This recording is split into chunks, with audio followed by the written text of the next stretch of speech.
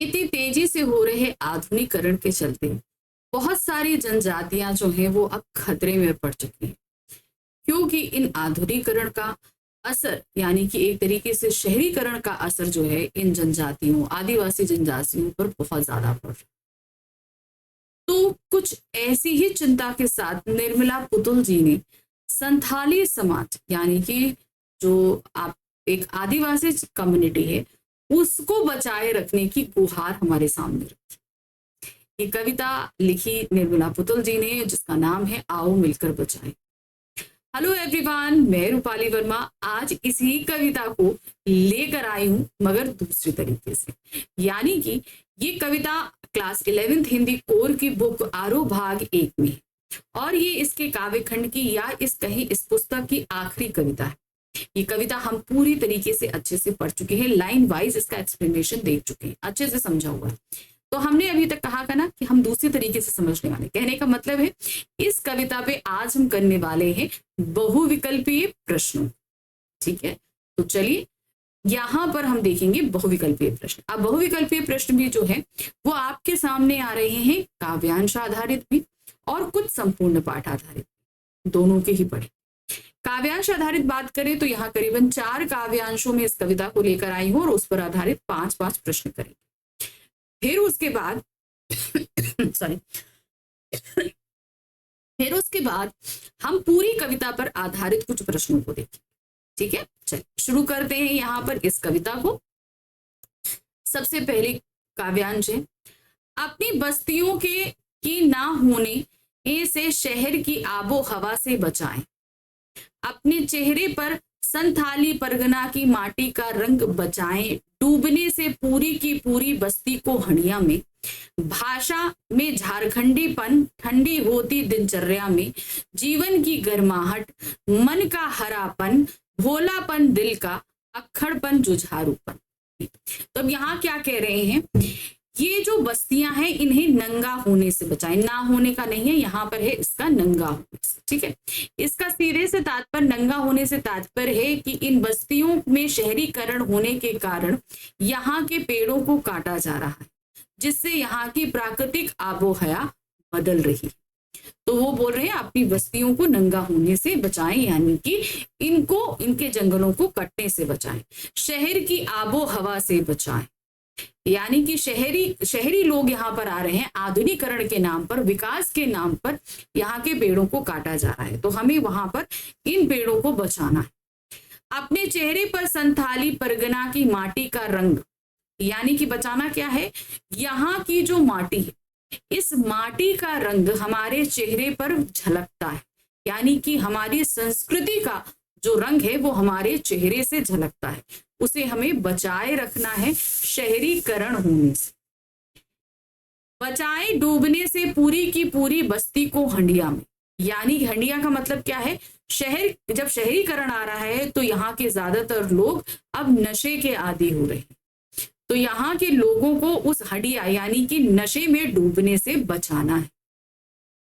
भाषा के झारखंडीपन, अब झारखंडीपन क्या है, जब आदिवासी लोग होते हैं उनकी अपनी एक भाषा होती है, लेकिन शहरीकरण के चलते कहीं ना कहीं उनकी वो भाषा खत्म होती जा रही है, कम होती जा रही है, तो उस भाषा को हमें बचा कर रखना है। ठंडी होती दिनचर्या में जीवन की गर्माहट, अब क्या है, शहरीकरण के होते लोग अब धीरे धीरे आलसी हो रहे हैं और जो हमारी आदिवासी जनजाति के रहन सहन का जो तरीका था तो वो मेहनत कश तरीका था, तो हमारी उस ठंडी होती जो डेली रूटीन है उसमें जीवन की गर्माहट, यानी कि अब क्या हो रहा है, शहरीकरण से क्या हो रहा है ना, हम इतना ज्यादा अब लोगों से घुल मिल नहीं रहे हैं।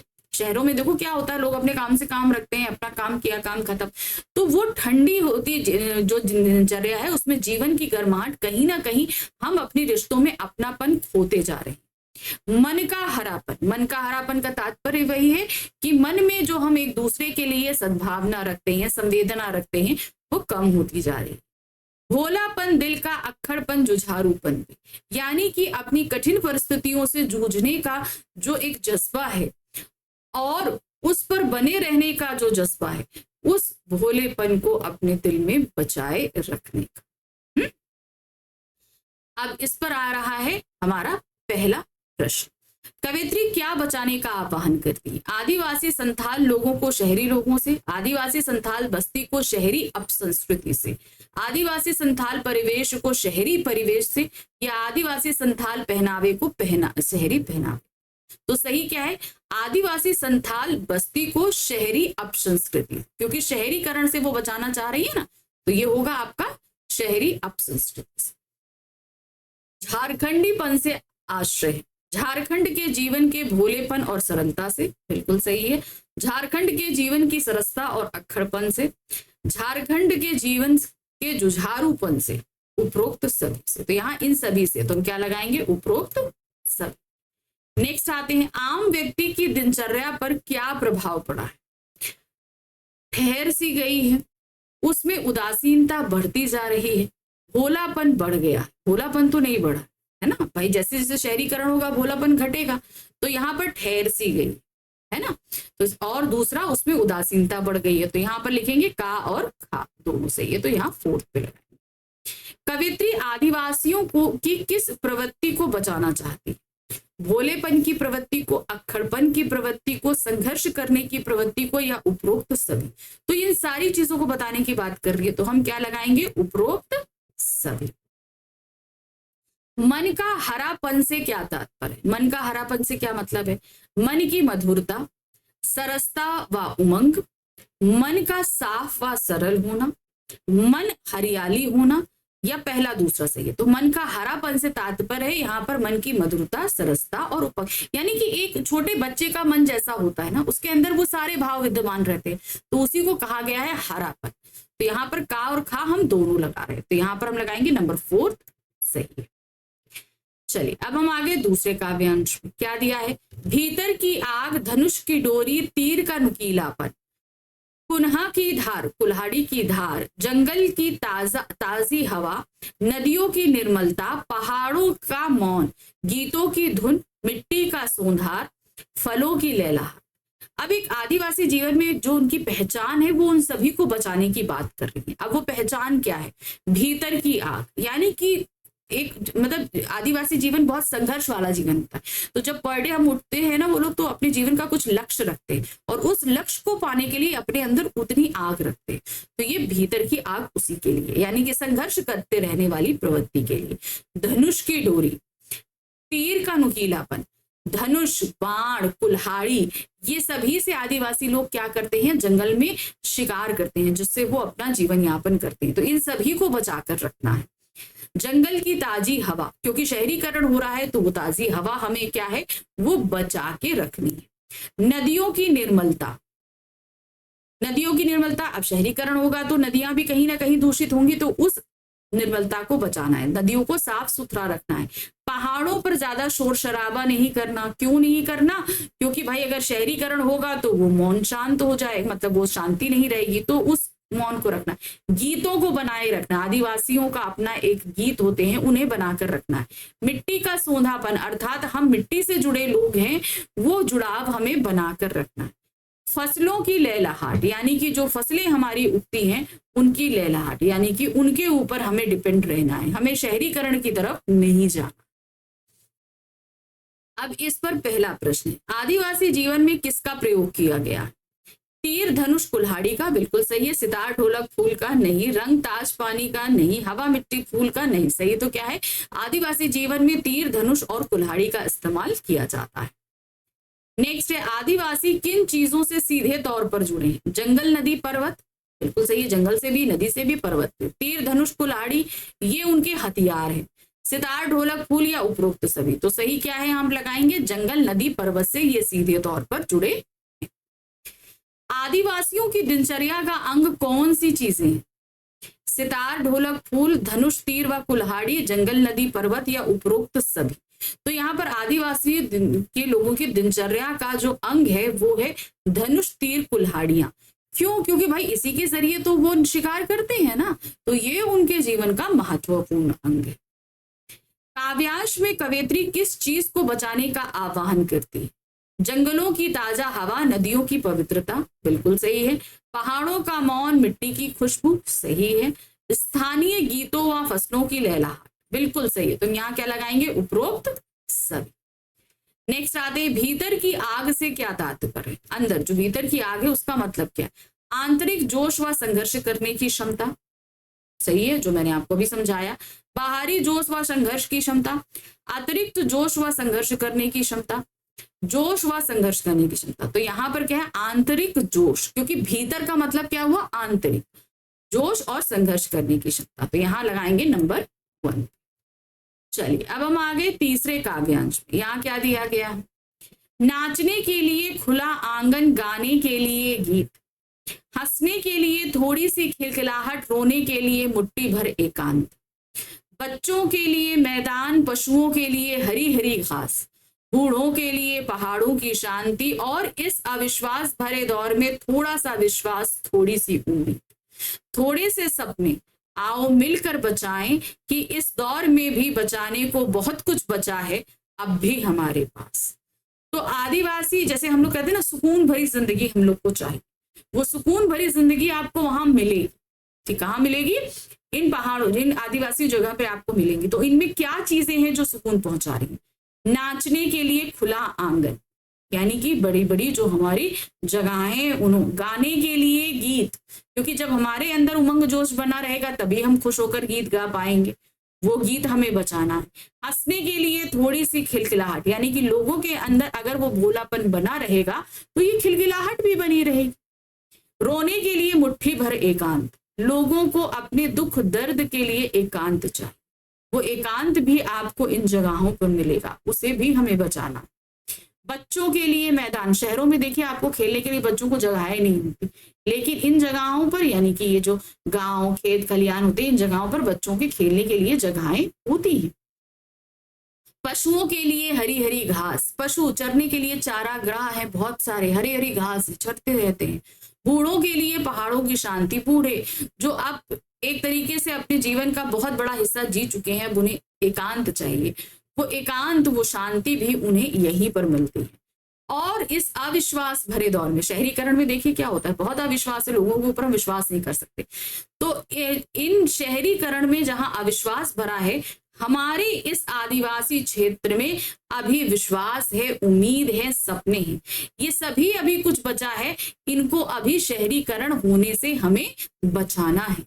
इस दौर में बचाना है कि अभी बहुत कुछ बचा है अभी हमारे पास, मतलब अभी काफी कुछ शहरीकरण हो गया है, लेकिन अभी भी बहुत सारी ऐसी चीजें हैं जिन्हें हम बचा सकते हैं, तो उन्हें हमें बचाए रखना है। चलिए इस पर पहला प्रश्न है, कवयित्री एकांत की इच्छा क्यों रखती है? ताकि एकांत में रोकर मन की पीड़ा, वेदना को कम कर सकें। भाई सी बात है, अगर हमें रोना हो, तकलीफ हो, तो हम एकांत ही पसंद करते हैं।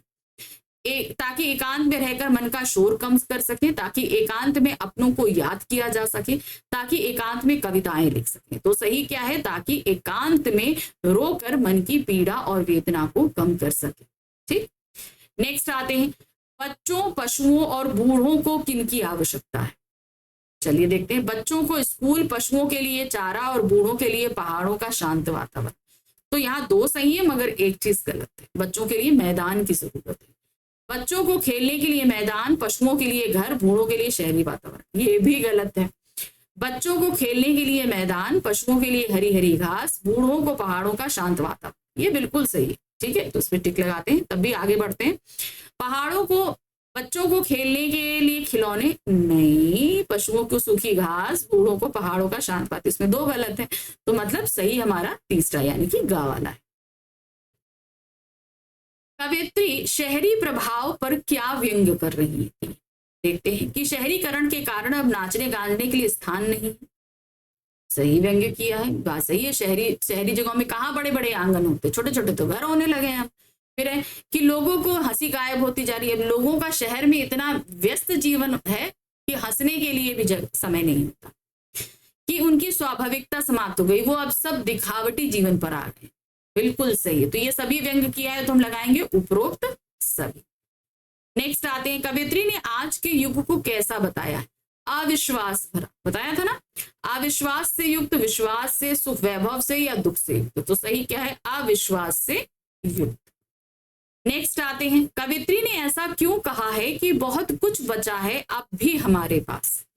अब ऐसा वो क्यों कह रही? ऑप्शंस देखते हैं। क्योंकि हमारे देश की संस्कृति व सभ्यता के सभी तथ्यों का पूर्णता विनाश हो गया है। नहीं, पूर्णता हो गया होता तो कैसे बचाते, गलत है ये। क्योंकि हमारे देश की संस्कृति और सभ्यता के सभी तत्व पूर्णता विनाश नहीं हुआ है, सही है ये वाला। क्योंकि हमारे देश की संस्कृति व सभ्यता की पूरी तरह शहरीकरण हो गया है, नहीं। क्योंकि हमारे देश की संस्कृति के सभी तत्वों का पूर्णता विकास नहीं हुआ, तो सही क्या है, अभी पूर्णता विनाश नहीं हुआ है, इसलिए अभी हम उसको बचा सकते हैं। तो यहाँ पर खा ऑप्शन हमारा सही। चलिए अब आ गए हम पद्यांश संख्या 4 पर। यहाँ क्या दिया है, अपने चेहरे पर संथाल परगना की माटी का रंग, भाषा का झारखंडीपन, ठंडी होती दिनचर्या में जीवन की गर्माहट, मन का हरापन, भोलापन, दिल का अक्खड़पन, जुझारूपन। तो अभी ये काव्यांश मैंने आपको पहले वाले में समझाया था ना, पहले वाले काव्यांश की कुछ पंक्तियां हैं, समझा चुकी हूँ। चलिए अब इस पर फटाफट क्वेश्चन देख लेते हैं। क्या है, प्रस्तुत पद्यांश में कहाँ के जनजातीय जीवन को बचाने की बात हो रही है, संथाल परगना, ठीक है। संथाल परगना कहाँ है, झारखंड। झारखंडीपन बोला ना, झारखंड में, मध्य प्रदेश, छत्तीसगढ़, झारखंड, गुजरात।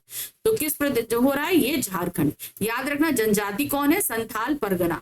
स्टेट क्या आ गया आपका, झारखंड, ठीक है।